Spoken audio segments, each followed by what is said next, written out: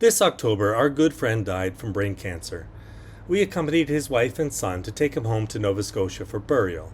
And while we were in Nova Scotia, we took a few days to tour Cape Breton and a few other parts of this beautiful maritime province. Come along with us to explore. As is our habit when we travel, we tend to avoid hotels and motels, and we tend to look for Airbnbs, something cute and local. This one was really cool, a little loft over a house in Truro, Nova Scotia, about 45 minutes north of Halifax's Stansted Airport. The host was kind and recommended a Thai restaurant for us to eat at. This place was really neat, very small, super friendly staff, and the food was absolutely amazing. Apparently this chef, straight from Thailand, has won quite a few awards for her cooking. In the morning, with a late start, we headed for Cape Breton Island and the Cabot Trail. Nestled in the rugged beauty of Nova Scotia, the Cancel Causeway is a remarkable feat of engineering that connects mainland Canada to Cape Breton Island. Opened in 1955, this 1.3-kilometer long rock-fill causeway transformed the region, replacing ferry services with a permanent link. Over 10 million tons of rock were blasted from a nearby mountain to construct the causeway, creating one of the world's deepest rock-filled structures. The causeway also includes a swing bridge, allowing ships to pass through the Cancel Canal, an essential route for maritime traffic. Its construction marked a turning point for Cape Breton's economy, boosting trade, tourism, and industrial access. But it's not without controversy. The causeway altered water flow between the Gulf of St. Lawrence and the Atlantic, impacting fish migration patterns and sparking environmental concerns. Today, the Cancel Causeway stands as both a lifeline and a symbol of ingenuity, bridging not just land but also the people and the stories of Nova Scotia.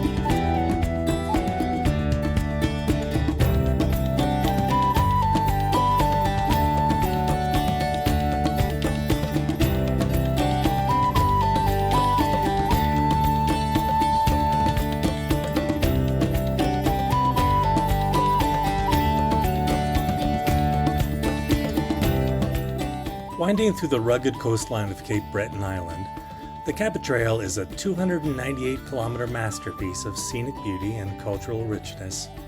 Named after explorer John Cabot, who sailed these waters in 1497, the trail loops through Cape Breton's Highlands National Park, offering jaw-dropping views of cliffs plunging into the ocean, lush forests, and winding mountain roads. Built in the 1930s during the Great Depression, the Cabot Trail was a lifeline for isolated communities, connecting fishing villages and logging towns. Today, it's one of the world's top driving destinations, luring travelers with its hiking trails, whale-watching tours, and vibrant Celtic culture. The trail is also a gateway to Cape Breton's history, from the Micmac traditions to the Gaelic influences still alive in music and festivals. Whether you're seeking adventure or tranquility, the Cabot Trail is more than a road. It's an unforgettable journey through the heart of Nova Scotia's wild beauty.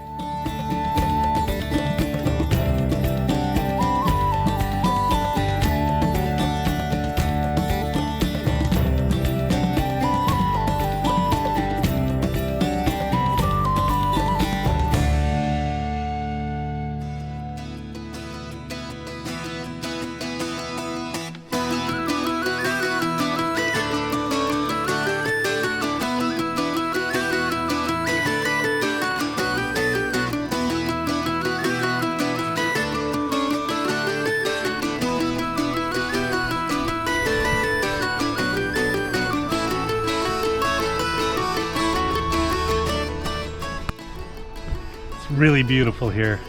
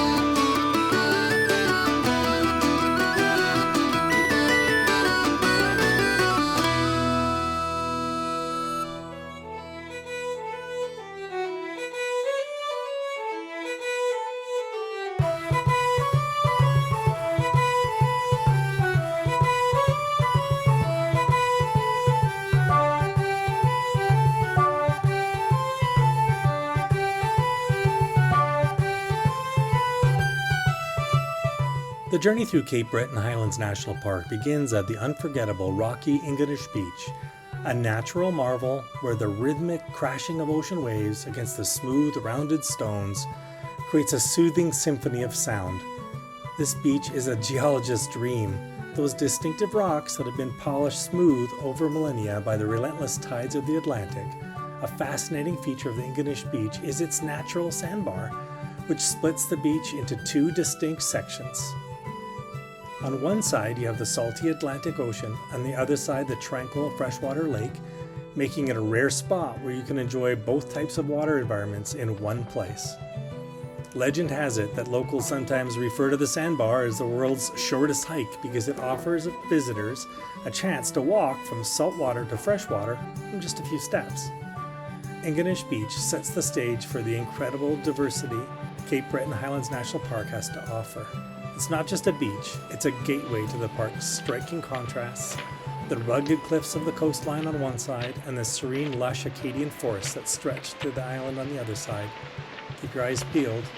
This area is also a favorite spot for gray seals, which can occasionally be seen bobbing in the waves. Whether you're here to relax, explore, or just take in the natural beauty, Ingonish Beach offers a perfect starting point for your adventure. Don't?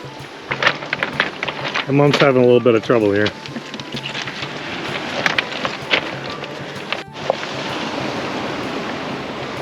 I don't know if you can see behind me, but some hardy soul, 12 degrees out, middle of October, is out swimming in the ocean, Cape Breton Island.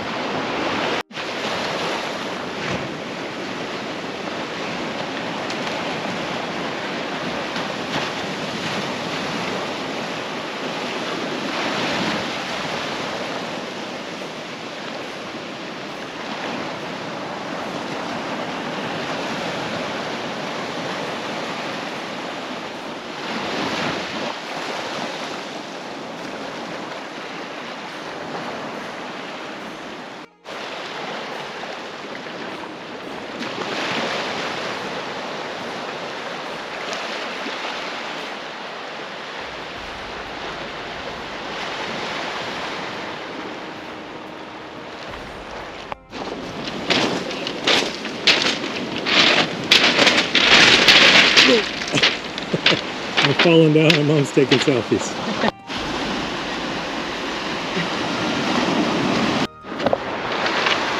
Take your selfie.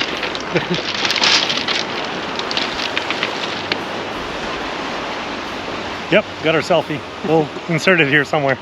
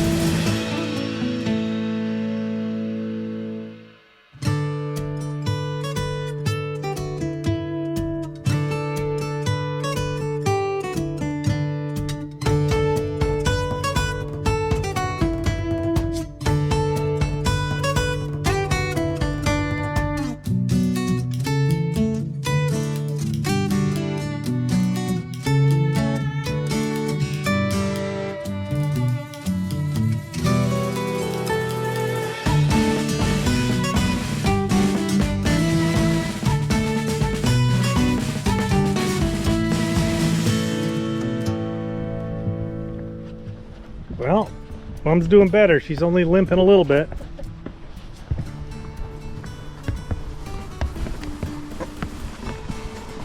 It's really pretty.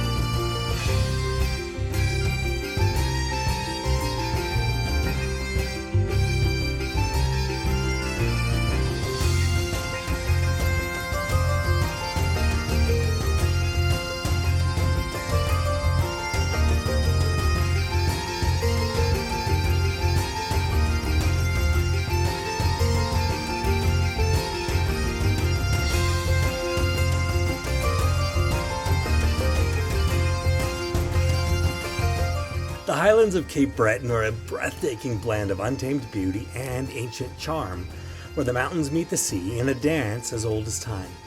Rising dramatically above the Gulf of St. Lawrence and the Atlantic Ocean, these highlands are home to Cape Breton Highlands National Park, a place often described as Canada's Celtic heart. The highlands' rugged terrain, shaped by glaciers over millennia, offer endless adventures, hiking trails that weave through deep canyons, coastal cliffs, lush forests alive with wildlife. Keep your eyes peeled for a majestic moose or the occasional black bear. And for bird lovers, the cliffs are a haven for soaring bald eagles and seabirds. But it's not just about nature. These highlands hold stories too. They're steeped in Mi'kmaq traditions, Celtic roots, and the Acadian culture. You can hear their echoes in the fiddles at Acadie or in the tales shared by locals. Fun fact, the Highlands Northern Plateau is home to a unique semi-alpine ecosystem, a rarity in this part of Canada, where stunted trees and hardy plants thrive in the cool, windswept climate.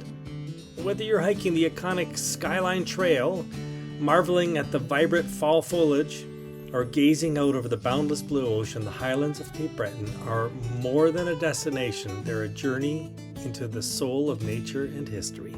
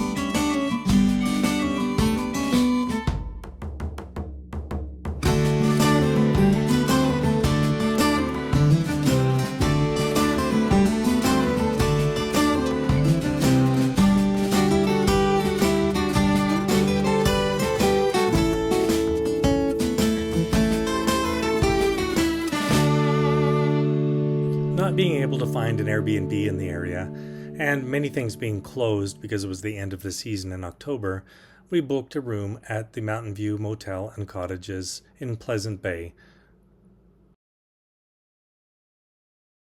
Unfortunately, our room ended up being decidedly not very clean, and they ended up replacing it with one of the cottages. But come along as we tour our room anyway.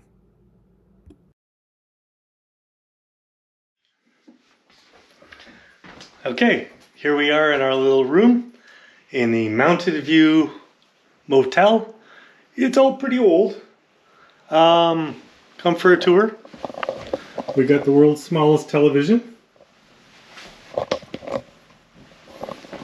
We got old wallpaper.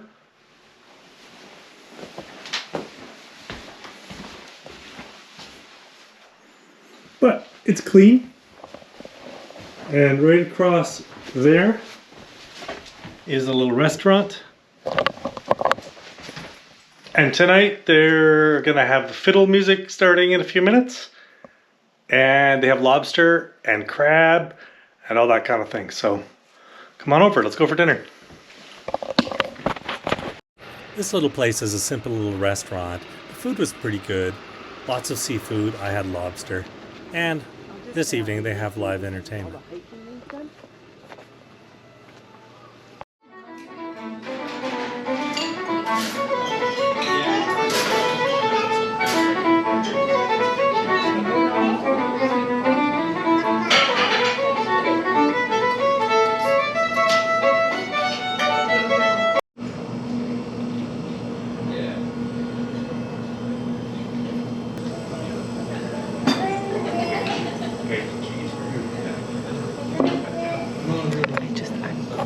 Okay, so here we go. Lobster. And all the fixins. And of course she got a burger. Because she can't do seafood. I'm really sorry. Not. After a good night's sleep, breakfast and coffee, we head off on our second day exploring the famous Cabot Trail.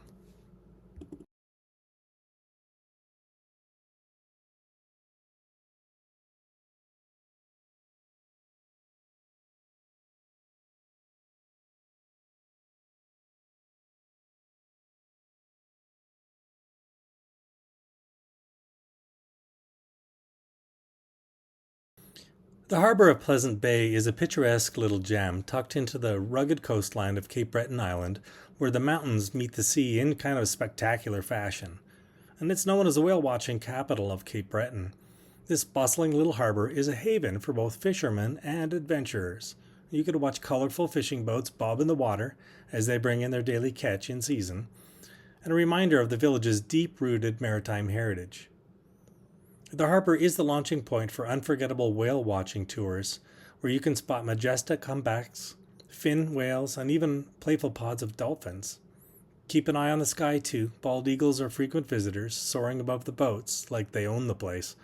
Strolling along the docks, breathe in the salty ocean air, and chat with friendly locals who always have a story to share. Whether you're heading out to sea or simply soaking in the view, Pleasant Bay's harbour is a slice of coastal paradise with a dash of adventure.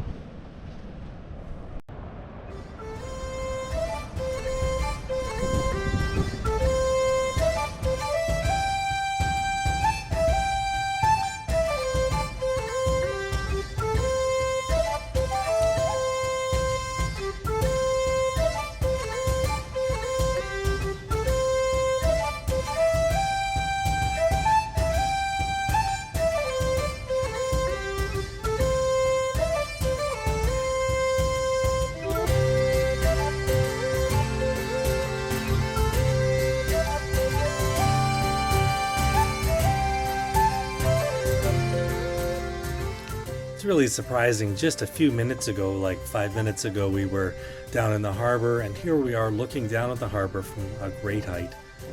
In only 10-12 minutes from the harbor, you can rise to a height of something like almost 500 meters above sea level.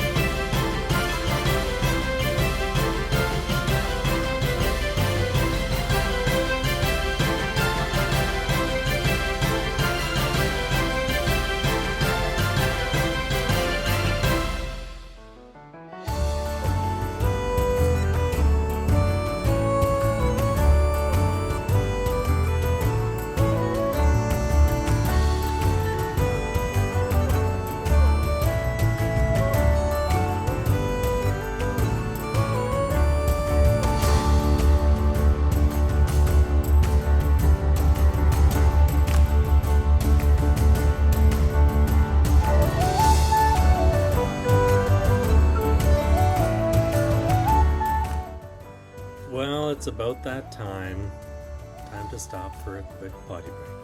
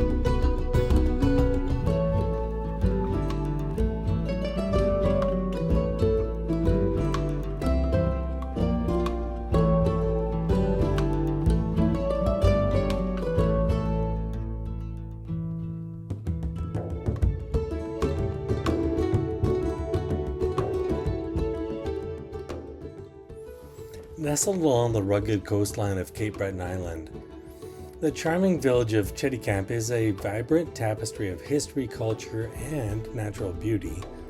Known as the gateway to Cape Breton Highlands National Park, this Acadian fishing community is a place where the past comes alive and the scenery takes your breath away.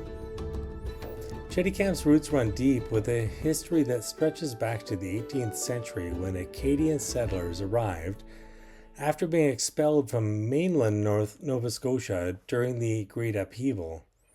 These resilient pioneers carved out a new life along the windswept shores, and their enduring spirit is still felt today. Walk through the village and you'll hear the lively rhythms of Acadian French, a reminder of the community's proud heritage. Stop at the Acadian Museum and you'll discover stories of hardship, survival, and triumph that shaped this unique corner of Nova Scotia. No visit to Cheticamp is complete without experiencing its rug hooking history. Who knew? A tradition passed down through generations. The Les Trois Pigons Cultural Center showcases this craft in all its glory, from intricate wall hangings to vibrant tapestries that tell the tales of life in the Highlands. Fun fact, Cheticamp is often called the rug hooking capital of the world, and its creations have made their way into galleries and homes around the globe. For outdoor enthusiasts, Cheticamp is a paradise in the summertime. The village sits on the edge of Cape Breton Highlands National Park, offering access to some of the most stunning landscapes in Canada. Lace up your boots, explore the Skyline Trail, where you'll be rewarded with the sweeping views of the Gulf of St. Lawrence and, if you're lucky, sighting of a moose or a bald eagle. In the summer, the nearby beaches beckon with their warm waters and soft sands, while the fall transforms the surrounding highlands into a kaleidoscope of fiery colors. Cheticamp's Harbour is a hive of activity with fishing boats bringing in fresh catches of lobster, snow crab, and mackerel. Stopping by one of the local restaurants like La Gabrielle to savor the flavors of the sea paired with traditional Acadian dishes like rapture, a savory grated potato pie, and friocht, a hearty chicken stew.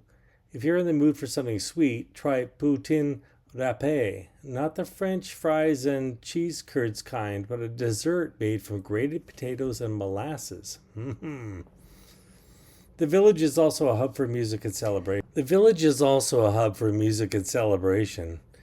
Cheticamp's Acadian roots come alive during festivals like Festival de les Cowet. Not sure I said that right. Where fiddles, accordions, and lively dancing fill the air with joy.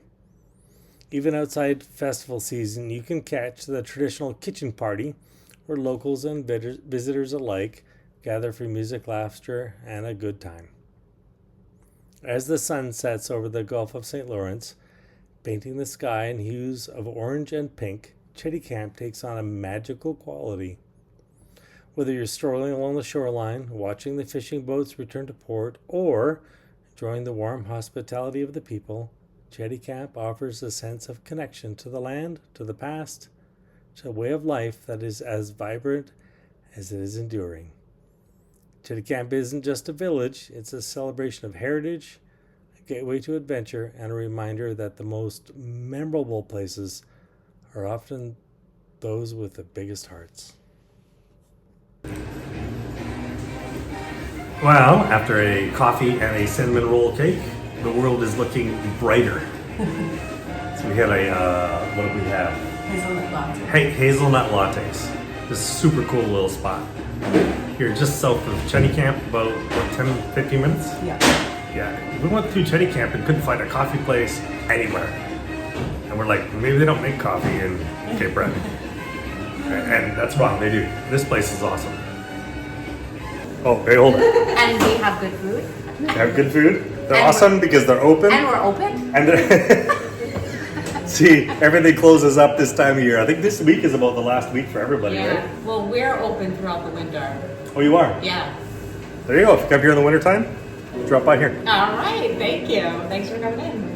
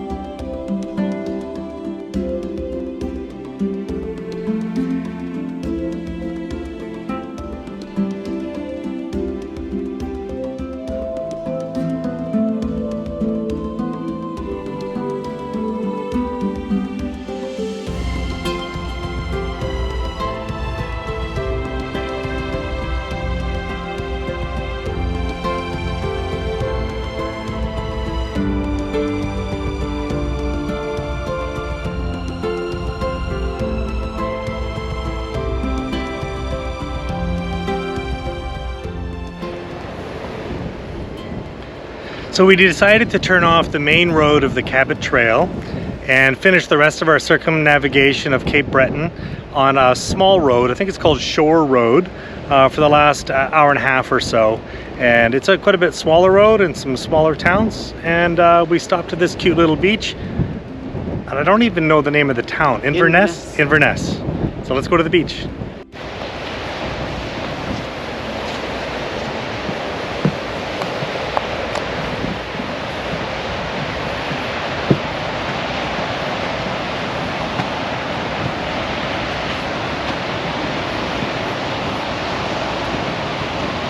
Nice and warm on the beach? Cold.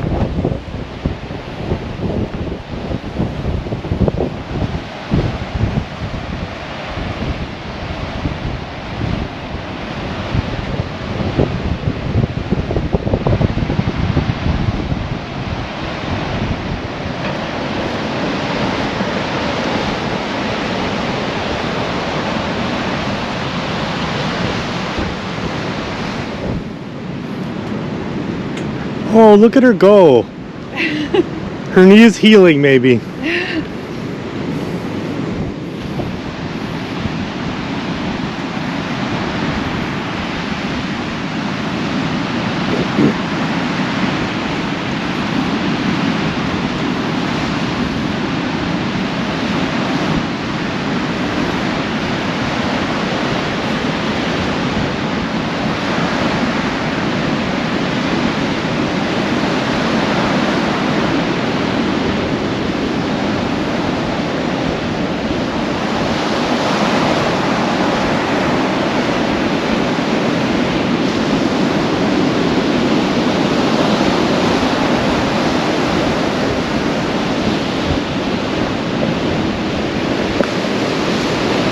Swim, anyone?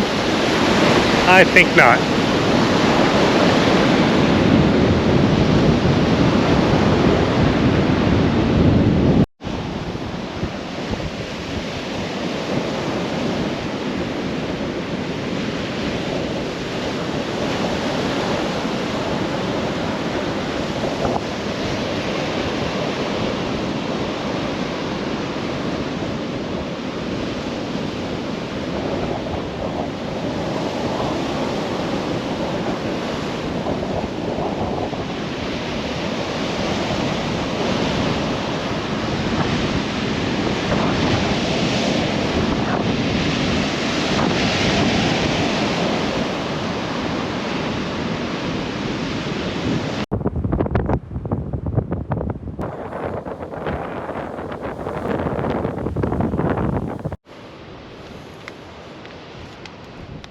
Well, we're gonna try to leave the beach at the beach and shake all the sand out of her shoe.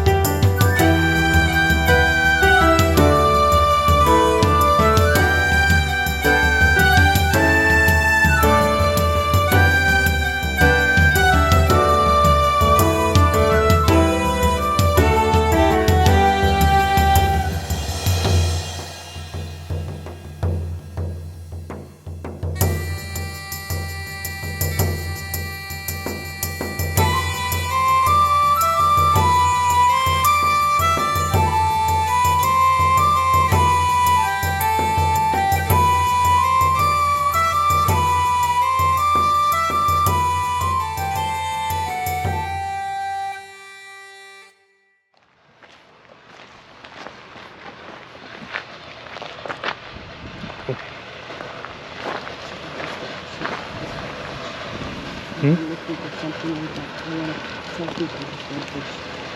Okay. 70. Was it worth it? Haven't drank it yet. Which? Whiskey or the restaurant? Both. Yes. Absolutely wonderful.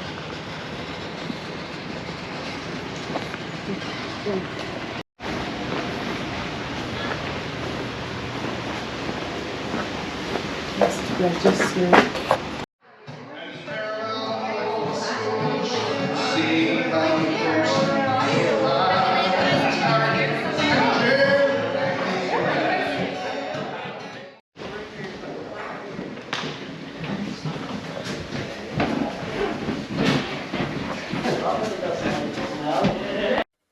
Tucked away in the picturesque hills of Cape Breton, Glenora Distillery is a place where tradition and craftsmanship blend as smoothly as its famous whiskey. Founded in 1990, Glenora holds the distinction of being North America's first single malt whiskey distillery. Inspired by Scotland's whiskey-making heritage, Glenora's founder dreamed of bringing the taste of the Highlands to Canada. Sadly, he died before tasting the fruit of his labors. The man who bought it, after the founder's death, still owns it today. Weirdly enough, our Airbnb host for the next few nights following, in Bedford, said the owner is his neighbor's father. The distillery location is no accident. Cape Breton's cool climate, crystal clear streams, and rolling hills echo the rugged beauty of Scotland. Glenora's whiskey, lovingly known as Glen Breton Rare, is made using time-honored Scottish methods, copper pot stills, wooden washbacks, and aged oak barrels. The result, a rich, smooth whiskey that's garnered international awards and put Cape Breton on the global whiskey map. Visitors to Glenora can sip whiskey, which we did, while soaking in the stunning views, tour the distillery, and see the magic in action, or stay overnight in the cozy inn on site. Sadly, we did not. Fun fact, Glenora once faced legal challenges from Scotland over the using the word Glen in its name. Ha! I'm Glen. The distillery won the battle, proving Cape Breton has earned its rightful place in whiskey lore, so raise the glass. This is a true Canadian gem worth savoring.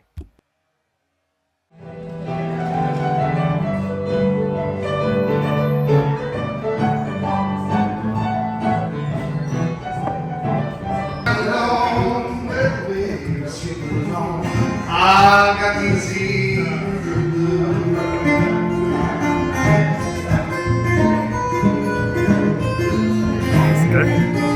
So if you ever come by this way, stop in for the Glenora Distillery tour. We're told the food's good. We haven't tried it yet, but it's really interesting. The whiskey's tasty, and the music is great. Very much.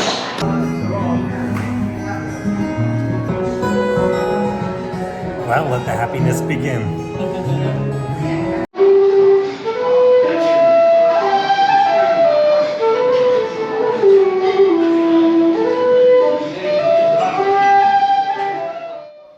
For the next few minutes, just relax, let your mind wander, and imagine being here in Cape Breton, in this amazing place, listening to local music. Okay, so do you like milk? Or, I mean, I'll I usually get like a white Russian cold tea. So if you like the white Russian, I would definitely like it if you like me. Can I go with that? Yeah, perfect.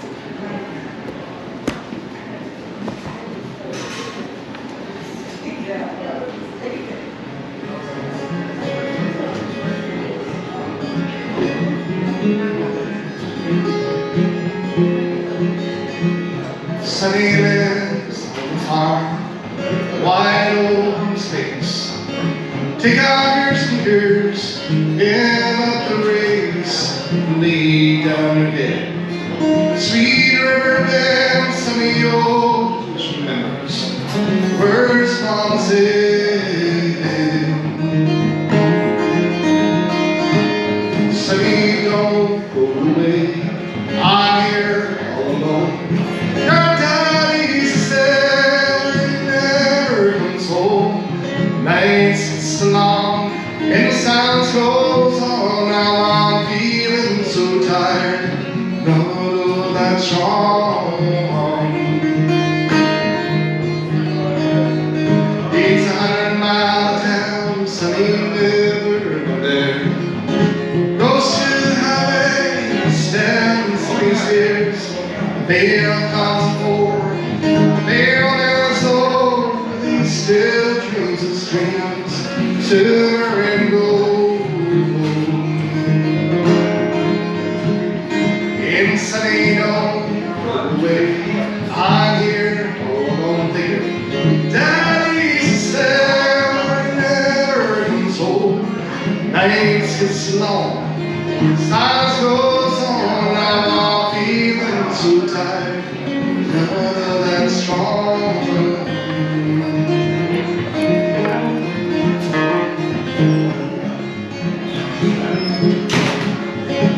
Sunny streets and beauty, starries is red, stars in his eyes and their dreams in his head. Hungry inside, for the wild world outside. Oh no, I can't hold him. Lord, I tried and I tried and I tried.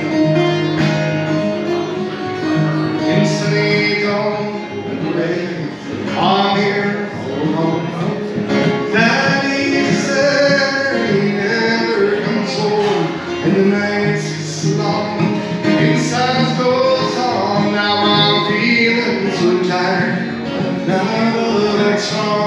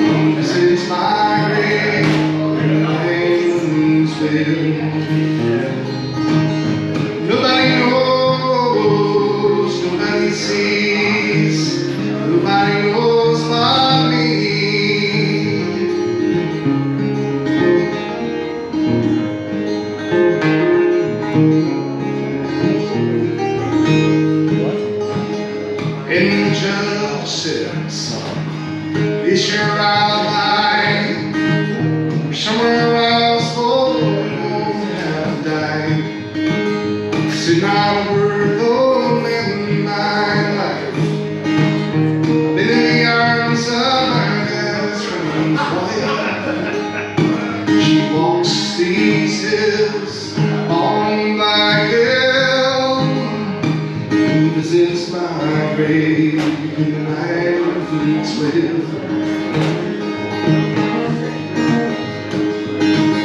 Nobody knows, nobody sees, nobody knows about me.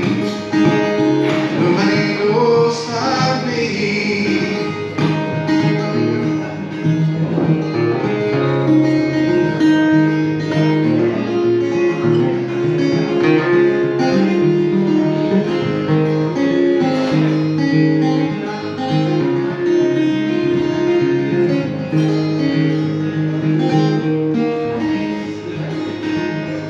In the sky all the time, eternity is near. She stood in this crowd, she shed not a tear. Late at night when the cold wind blows, comes to my grave and she cries over my bones. As she walks these hills long like hell and visits my grave in the night when it's with. Nobody knows, nobody sees, nobody knows about me. Nobody knows about me.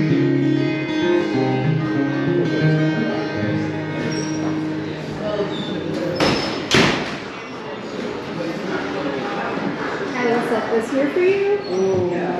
There's an extra plate underneath as well. Enjoy. Thank you.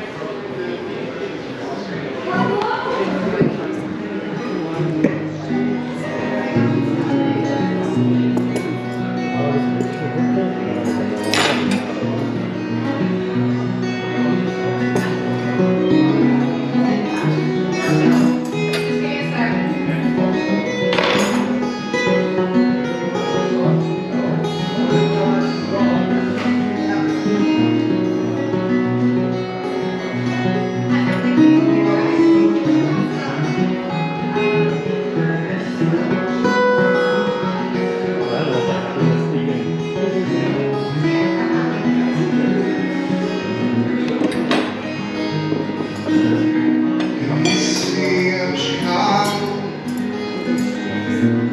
unseen and shadow posts, there are people now dreaming on the hills of Donegal. 1847 was the year it all began. Then paintings thunder drove a man from the land. Turning not for glory, mission was not greed. A voyage of survival across the stormy sea to the city of Chicago. Unseen shadow falls. There are people now dreaming on the hills of Donegal. Some of them knew fortune, some of them knew fame, some of them knew hardship and died across the plain.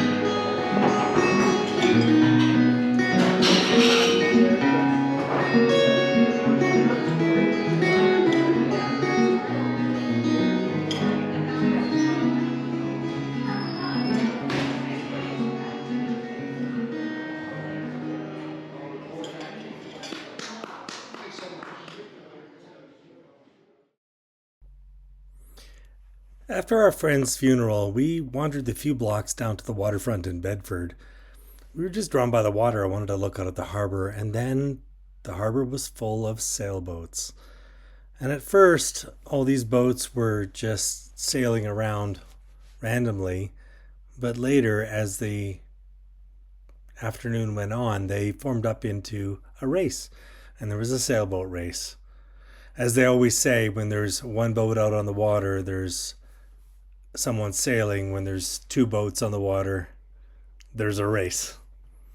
It was really cool to sit by the waterfront and lots of people enjoying the water, like walking along the boardwalk with their dogs and whatnot, and just sitting out watching these sailboats. I was just yearning to be out there because I've spent a lot of time in my life sailing and living on a boat and vagabonding around the Caribbean.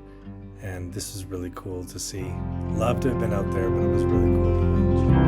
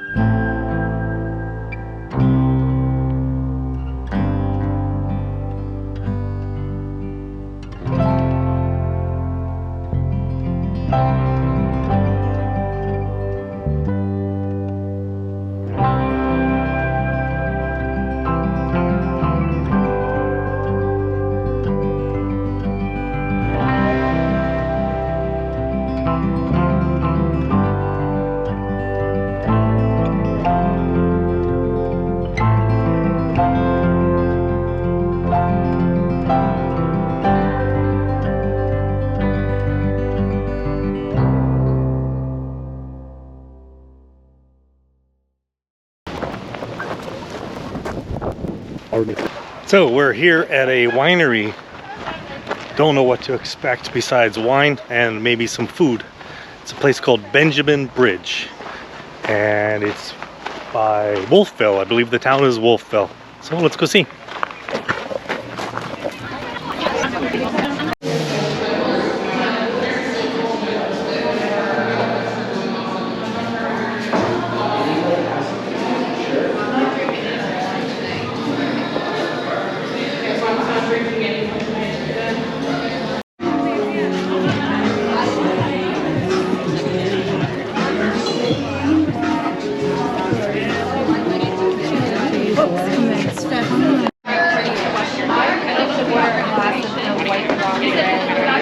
So Nova Scotia has a wine country? Who knew?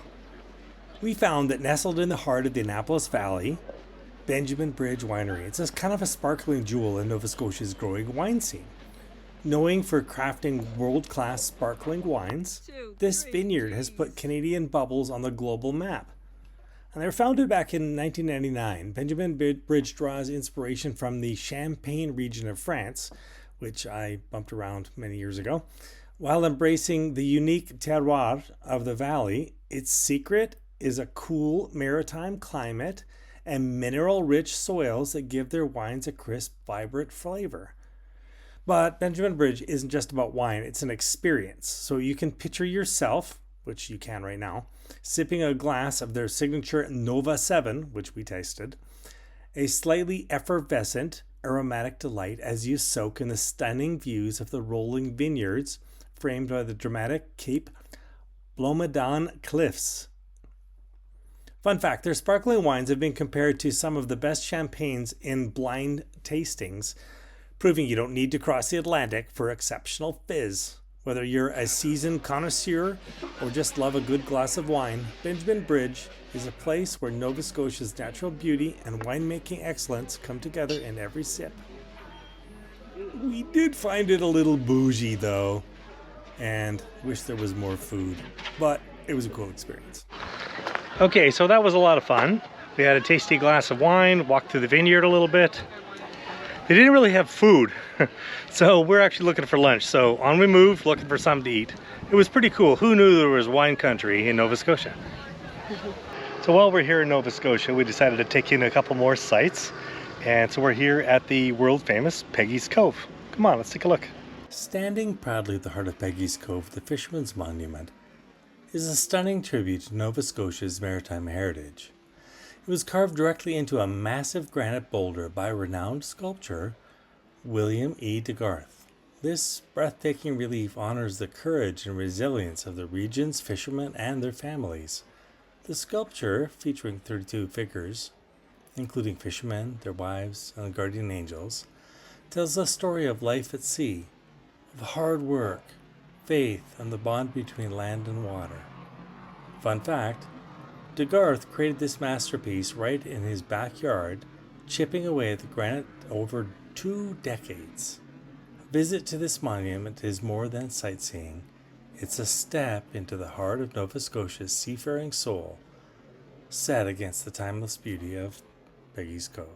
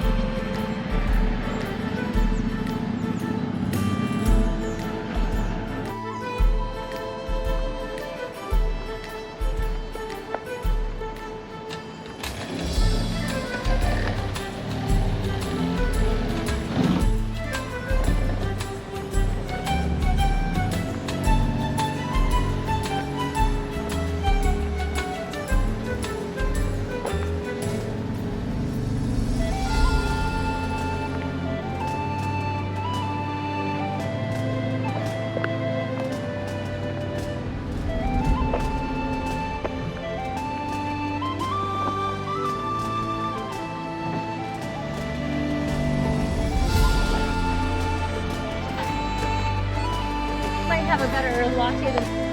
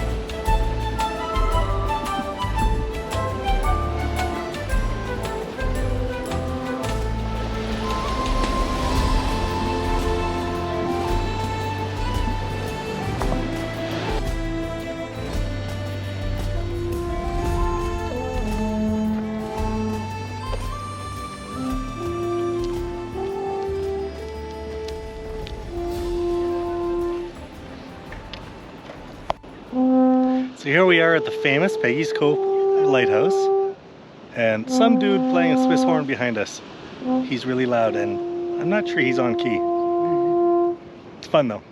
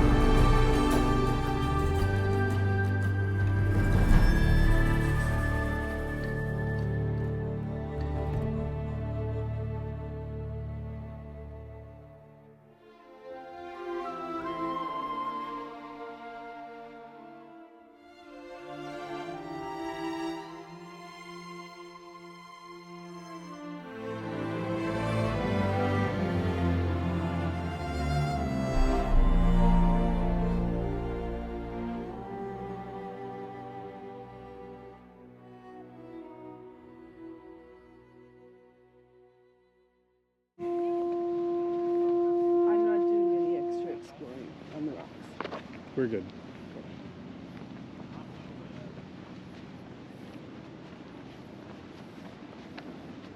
Look, he's got cows coming out of his horn.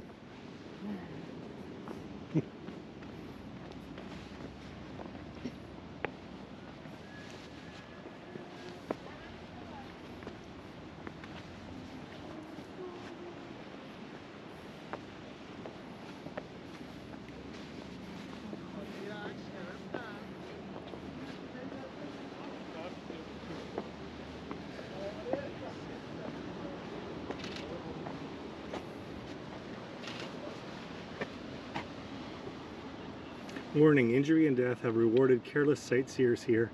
The ocean and rocks are treacherous. Savor the sea from a distance. I like Nevertheless, here is a dude perched on the edge.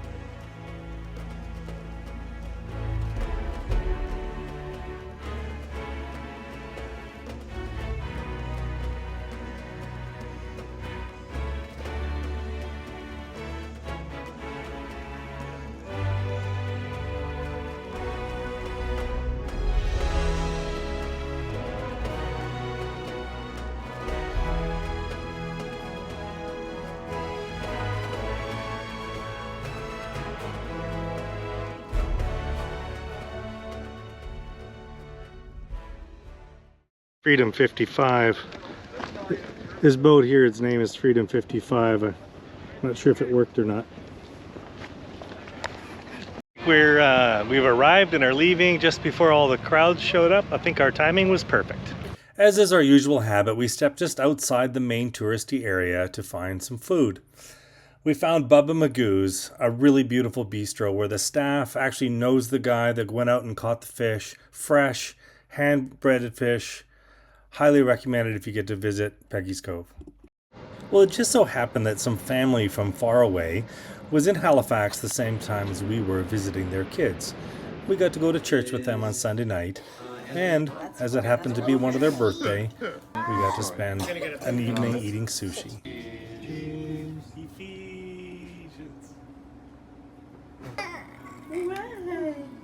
So while we were here in Halifax, our last day, we checked out of our Airbnb.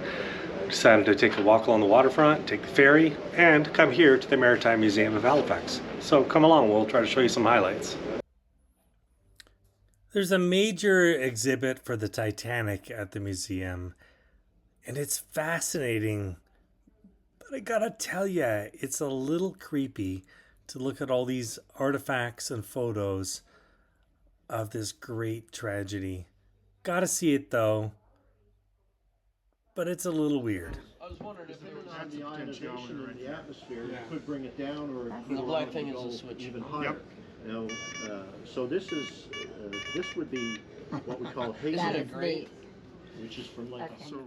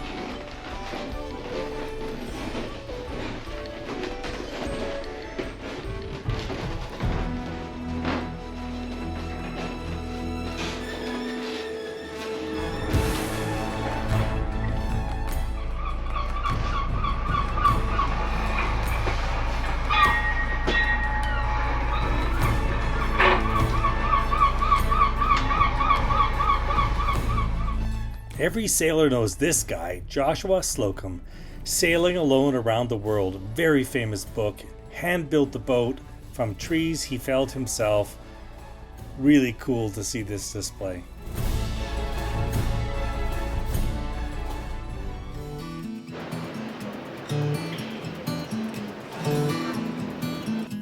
Hey kids, those of you that grew up watching Theodore the Tugboat on TV in Halifax Harbour, this is the actual real Theodore the Tugboat from the TV show. So cool to see this.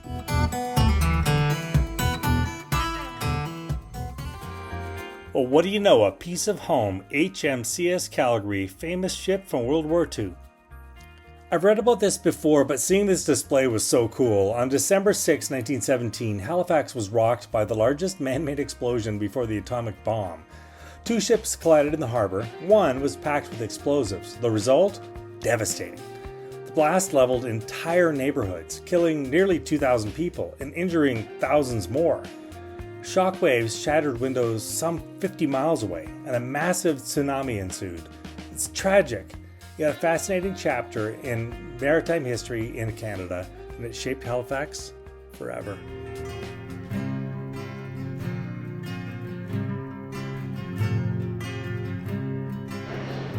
And finally, we get to boats. Real boats. Come take a look.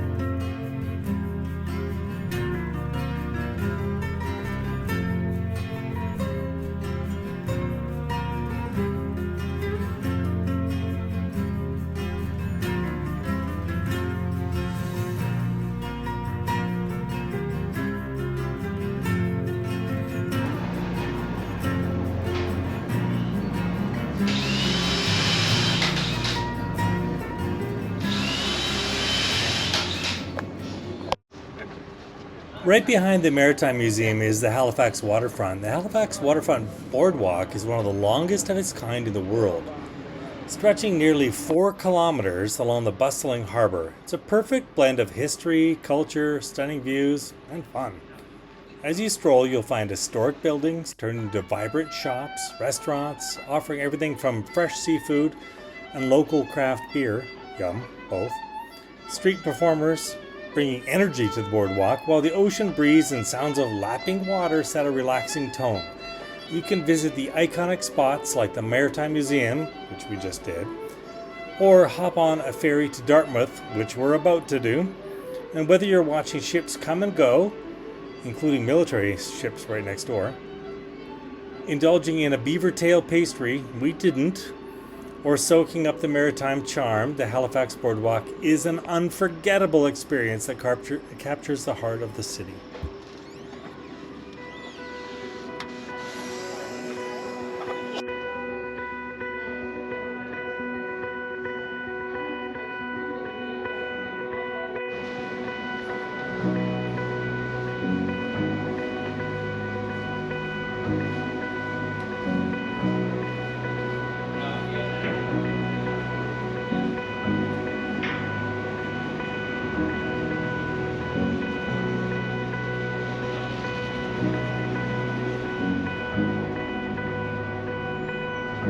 Hop aboard the ferry, sleek, modern, comfy, and quite unique, from Halifax to Dartmouth shore. A quick and smooth ride with views galore. No creaks or groans, it's built to glide through sparkling waters calm and wide. Seagulls soar and ships pass by, sailboats dancing neath the sky. These ferries hum with a quiet grace, cutting through the harbor space. Wave to strangers, it's the way. East Coast kindness lights your day. In Dartmouth treasures you will find, markets, art, and cafes refined. Alderney Landing calls your name, and breweries add to the town's acclaim. For the cost of a bus, the joy's immense, a modern day ride at a small expense. So hop on board, don't wait too long. This ferry's ride's like a coastal song.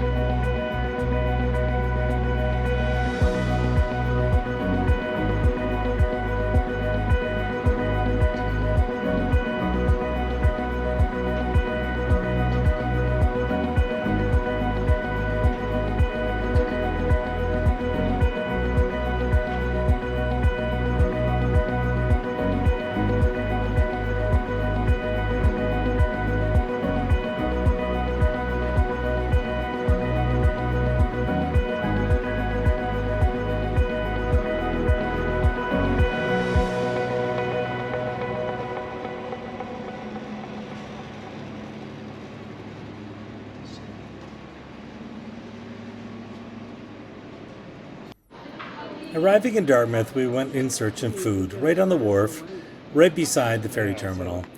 We found this place that served amazing fish and chips, fresh, made, and right next to us was a family of East Coasters, Newfoundlanders that made themselves known and were super friendly. Got to meet them all. It was a nice way to kind of end out our day, our trip to Nova Scotia. Well, it seems like on the East Coast, pretty much all of the locals are friendly. Check out these ones.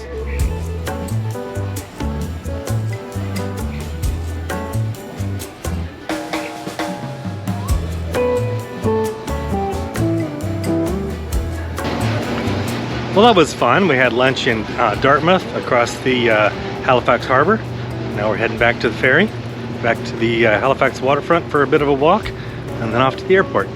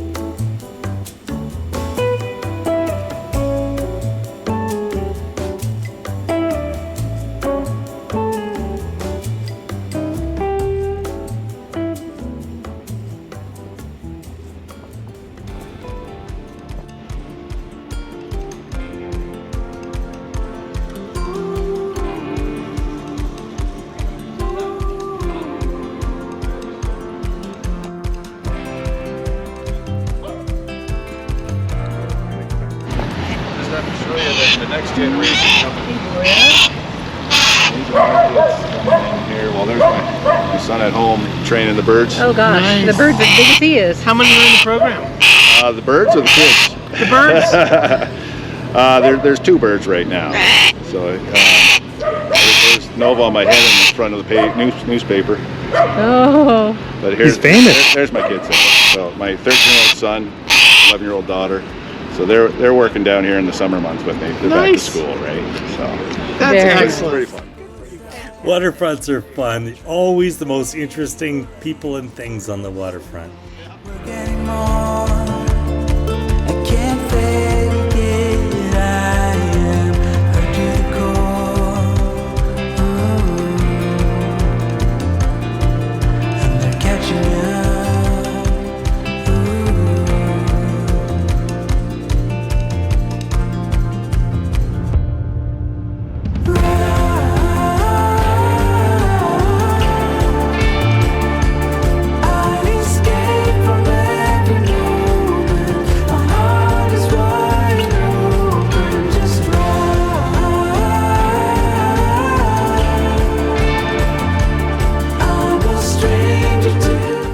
Seems like these folks just maybe sailed in for lunch.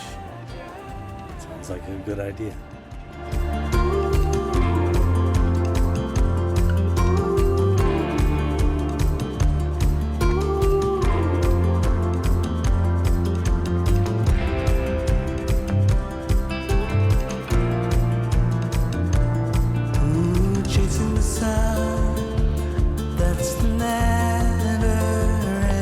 Here's the bird guy again. Still, it's pretty cool. Look at that.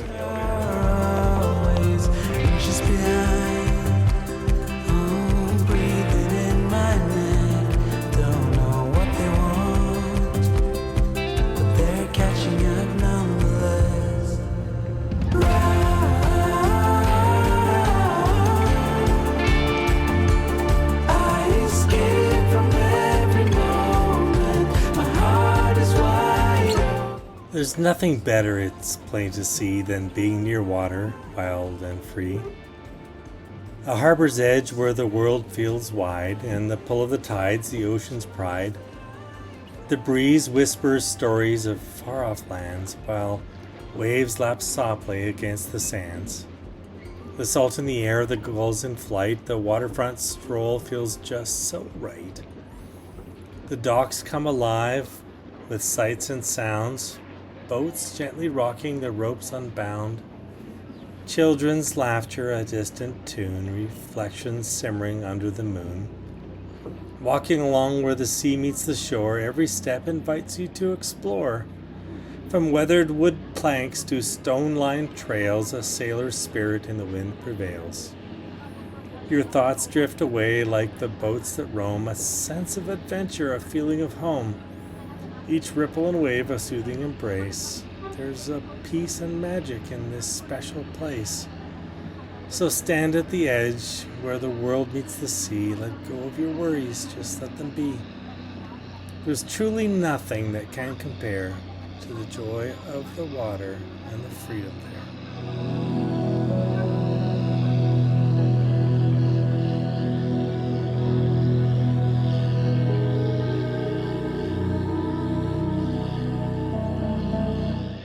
Well, it was a fun afternoon wandering around the Halifax Harbour waterfront.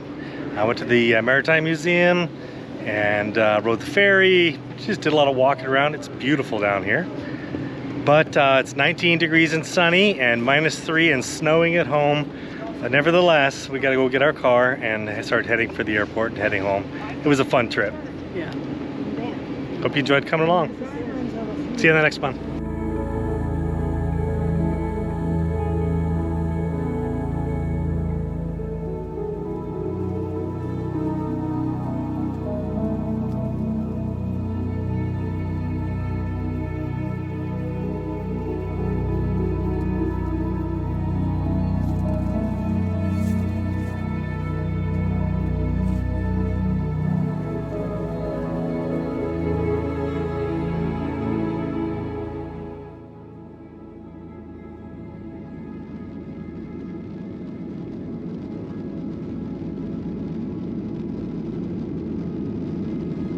As we leave this fine coastal domain and soar through the skies once again, Nova Scotia, farewell. You've cast quite a spell. And now it's back to Alberta's wide plains.